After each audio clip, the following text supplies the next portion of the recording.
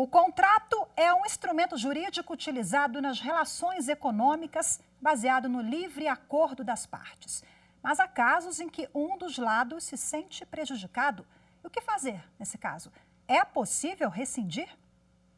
Um exemplo possível de quebra de contrato é o caso do influenciador digital conhecido como Luva de Pedreiro. Ele alega ter sido enganado pelo empresário. Vamos acompanhar agora essa história na reportagem. Era para ser só mais uma comemoração de gols engraçada na internet. Ah, caraca! Golaço! O cara da Luva de Pedreiro é o melhor do mundo! Eu sou incantável! O melhor do mundo! Em nome do Pai, do Filho e do Espírito Santo. Amém! Receba esse gol! Mas o jeito irreverente de Irã Santana Alves, em um campinho de futebol no interior da Bahia, conquistou mais de 17 milhões de pessoas no Instagram e quase 19 milhões no TikTok. O Luva de Pedreiro, como Irã, ficou conhecido nas redes sociais por ter se tornado a maior figura da internet voltada para o futebol. Foi chamado para divulgar grandes marcas. Só que o sucesso repentino também causou dor de cabeça. Ele alega ter sido enganado pelo ex-empresário. O advogado de Irã alega que seu cliente é analfabeto e praticamente sabe apenas assinar o nome. Por mais que o Luva saiba assinar o seu próprio nome ou enviar pequenas mensagens, isso não significa que ele tenha capacidade de compreensão de texto, ainda mais quando se trata de um documento jurídico. Assim, o contrato deveria ter observado o artigo 595 do Código Civil, que tem como requisito legal a subscrição de 2 testemunhas na hipótese de uma das partes não saber ler nem escrever. Além disso, a anulação do contrato também pode ser verificada pela evidente inexperiência do Luva, que se obrigou a uma prestação manifestamente desproporcional, como, por exemplo, a multa rescisória de R$ 5.200.000. Já a defesa do empresário alega que todos os cuidados foram tomados para não prejudicar Luva de Pedreiro e que o contrato determina que as partes dividiriam tudo por igual. Além do mais, segundo a defesa do empresário, com o trabalho realizado depois da assinatura do contrato, Luva de Pedreiro aumentou e muito o número de seguidores. Quando ele foi firmado, ficou acordado, expressamente acordado, como eu falei, todas as partes estavam cientes, a família toda do Irã estava ciente, que naquele momento cada uma das partes faria jus a 50% do valor de cada contrato que fosse firmado.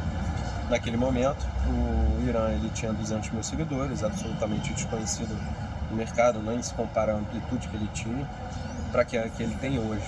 Quando o contrato foi rescindido, ele já tinha cerca de 17 milhões, 16 milhões de seguidores e era um dos maiores influencers do mundo. Então não se compara, né, você firmar contrato com uma pessoa que tem 200 mil seguidores, em que você firma um contrato meio a meio.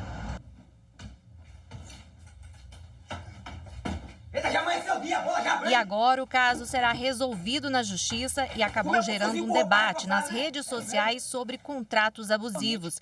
Este especialista em direito contratual explica que todo contrato deve respeitar o princípio constitucional de equilíbrio entre os envolvidos e a determinação do Código Civil para cumprir deveres e acordos.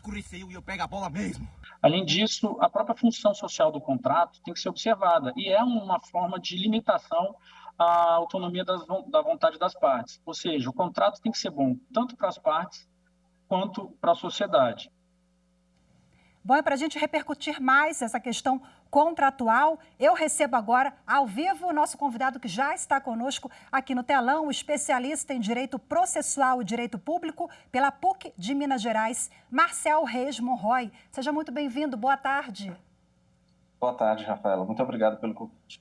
Muito obrigada pela sua disponibilidade em bater esse papo com a gente. Bom, independentemente do caso do Luva de Pedreiro, um contrato. Quando é que esse contrato ele apresenta um vício contratual? Certo. Rafaela, os vícios contratuais, que são defeitos que os contratos podem produzir concretamente, isto dentro daquilo que a parte experimenta dentro do contrato, eles estão previstos no Código Civil e eles se configuram dentro de hipóteses que a lei estabelece previamente. Né? No caso do Irã, muito se discutiu, tanto na comunidade jurídica quanto nas redes sociais, a eventual existência de vícios decorrentes, como foi falado na reportagem, de inexperiência ou de erro, né? São duas modalidades, duas espécies de vícios do negócio jurídico que estão previstos no Código Civil. Esse caso do Luva de Pedreiro, né, professor, é repleto de peculiaridades. A gente tem ali um menino que pode ser analfabeto, a família também, a falta de um assessoramento jurídico na hora da assinatura desse contrato. O que mais chama a atenção do senhor, nesse caso específico, inclusive com o Poder Judiciário se adaptando ali no que nós temos, né, da letra seca da lei, vamos colocar, e ao caso que envolve esses detalhes todos.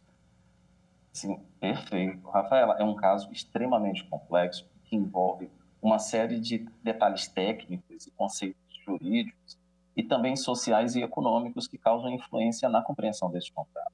Então, quando uma parte ela não tem condições intelectuais, e aqui nós não estamos falando somente de escolarização, mas de como o indivíduo consegue entender aquele contrato e o proveito que pode ser obtido e extraído a partir daquela relação.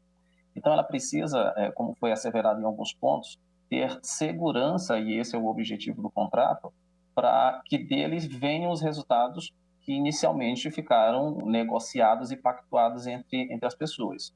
Caberá ao Poder Judiciário, né, aplicar a lei a esse caso concreto, solucionando esse tipo de questionamento que pode ser apresentado pelas partes, a fim de fazer prevalecer a função social do contrato, que é uma cláusula geral tanto do direito civil como também do direito constitucional.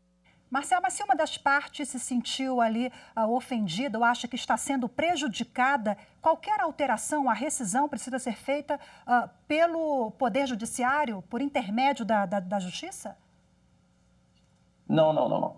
Ninguém pode ser obrigado a ficar mantido preso a um contrato, né? Pela nossa própria liberdade de contratação, nós podemos fixar contratos e se desfazer deles. Isso está previsto no Código Civil. E quanto a isso, não há nenhum tipo de óbice, né? As partes elas podem se desvencilhar contratualmente fora da Justiça, como dentro da Justiça, ou até mesmo através de um procedimento de arbitragem, né? Que é um novo mecanismo que a nossa legislação prevê e o Supremo Tribunal Federal já confirmou essa possibilidade.